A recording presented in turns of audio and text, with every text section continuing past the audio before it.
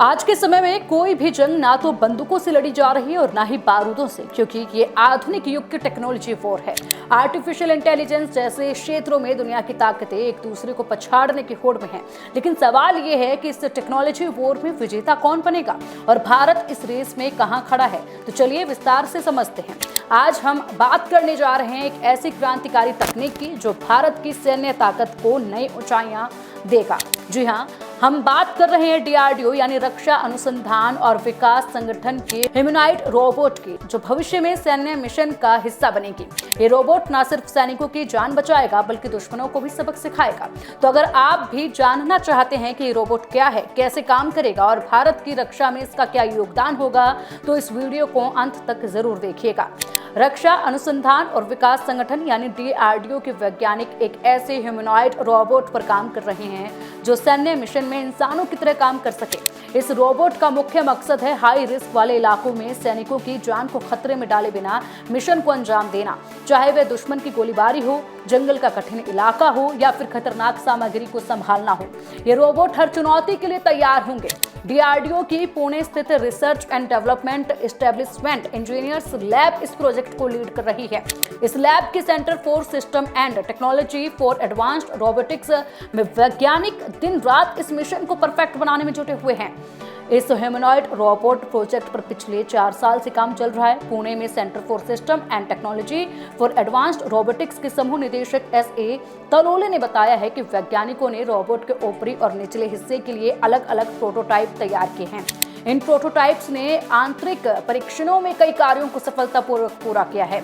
तलोले के मुताबिक इस रोबोट को 3 मुख्य तकनीकों पर बनाया जा रहा है। सबसे पहला है एक्टिवेटर्स, यानी ये रोबोट के मांसपेशियों की तरह काम करते हैं जो रोबोट में गति पैदा करते हैं। दूसरा है सेंसर्स, ये आसपास के माहौल से रियल टाइम डेटा इकट्ठा करते हैं। वहीं तीसरा कंट्रोल सिस्टम है जो डेटा को प्रोसेस करके रोबोट को सही दिशा में काम करने के लिए निर्देश देते हैं।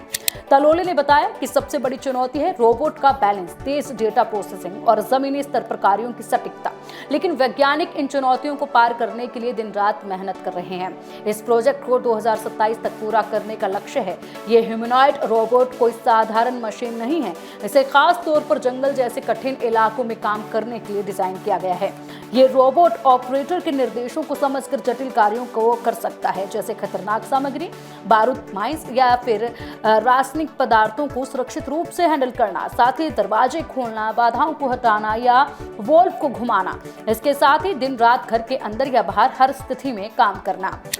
आपको बता दें कि रोबोट के ऊपरी हिस्से में हल्के वजन वाले आर्म्स हैं, जिनमें 24 डिग्री ऑफ फ्रीडम है, यानी इसके हाथ और सिर इंसानों की तरह लचीले और सटीक होंगे। ये रोबोट न सिर्फ सैन्य मिशन में मदद करेगा बल्कि भविष्य में हेल्थ केयर, स्पेस एक्सप्लोरेशन और मैन्युफैक्चरिंग जैसे क्षेत्रों में भी योगदान दे सकता है। हाल ही में पुणे में आयोजित national workshop on advanced legged robotics में इस ह्यूमनॉइड रोबोट को प्रदर्शित किया गया। इस वर्कशॉप में वैज्ञानिकों, इंजीनियर्स और रक्षा विशेषज्ञों ने रोबोट की क्षमताओं को देखा और सराहाया। वहीं डीआरडीओ के वैज्ञानिक किरण अकेला, जो इस प्रोजेक्ट की डिजाइन टीम को लीड कर रहे हैं, ने बताया है कि रोबोट अभी अपने एडवांस्ड डेवलपमेंट फेज में है। अगले 2 सालों में इसे और रिफाइन किया जाएगा ताकि ये भारतीय सेना के लिए पूरी तरह तैयार हो सके। डीआरडीओ के अधिकारियों का कहना है कि ये रोबोट न सिर्फ सैनिकों की जान बचाएगा बल्कि भारत की रक्षा क्षमताओं को भी मजबूत करेगा। भविष्य में ये रोबोट निगरानी और दुश्मन के इलाकों में खतरनाक ऑपरेशंस को अंजाम दे सकता है। यानी डीआरडीओ का ये ह्यूमनॉइड रोबोट भारत के लिए गर्व की बात है। ये न सिर्फ हमारी सेना को मजबूत करेगा बल्कि तकनीक के क्षेत्र में भारत को दुनिया में अग्रणी बनाएगा। 2027 तक जब ये रोबोट पूरी तरह तैयार होगा तो ये भारतीय सेना का एक अभिन्न हिस्सा होगा।